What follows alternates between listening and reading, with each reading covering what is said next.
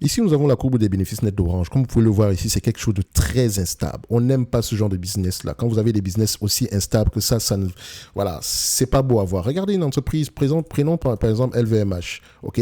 Regardez la courbe des bénéfices nets de LVMH. Ajustée, vous allez voir qu'elle est de plus en plus croissante, ok? Ça ne me dérange même pas que, en fait, même si elle était de plus en plus, même si elle était stable, d'accord?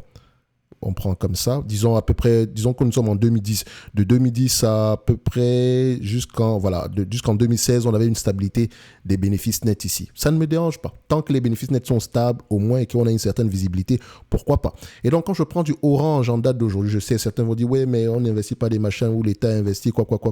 C'est bien, d'accord, ça, je suis en partie d'accord avec vous, ok, donc, surtout en France.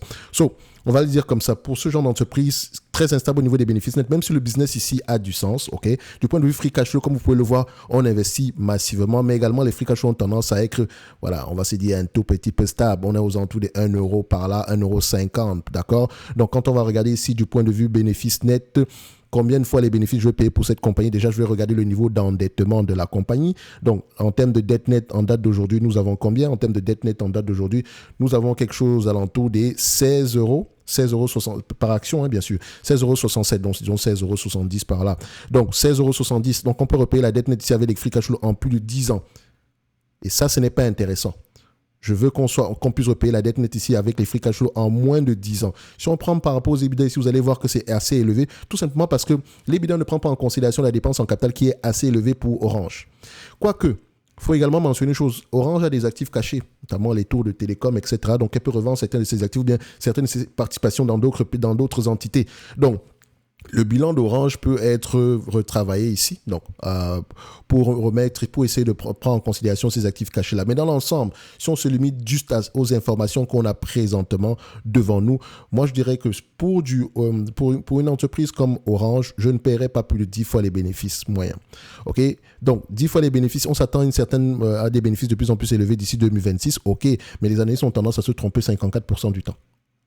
Et donc, il faut faire attention avec les prévisions actuelles. C'est toujours à prendre avec des pincettes. Et comme on peut le voir ici, les attentes ont diminué. OK, 1,25 il y a 6 mois. Aujourd'hui, c'est 1,17. D'accord. Il y a 3 mois, c'était 1,22. 1,31 pour 2026. Aujourd'hui, c'est 1,25. Il y a 6 mois, c'était 1,26. Donc, vous pouvez le voir ici que les attentes sont de moins en moins élevées. Et quand on prend une période de 2 ans ici sur 5 années, ils se sont trompés 3 fois. Donc, je serai prudent. OK, en prenant en considération, ce business, je ne l'achèterai pas à plus de 10 fois les bénéfices moyens.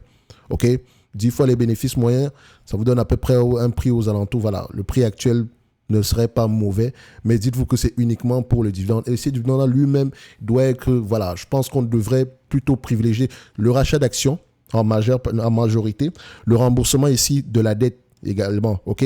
Donc aujourd'hui, si tu payes du Orange, voilà, pour moi, si je prends en considération la croissance, les attentes des analystes, admettons que ça se réalise, on sera à peu près à 12,50 €.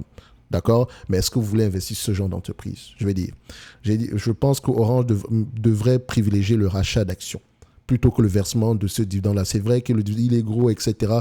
Mais voilà, on fragilise le business en continuant à payer ce niveau de dividende-là. Et ça n'a pas de sens. OK?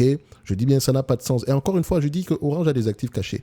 Encore une fois, celui qui veut prendre du temps et aller regarder les rapports financiers, etc., tant mieux pour lui. Mais est-ce que l'entreprise veut réellement valoriser ces actifs-là?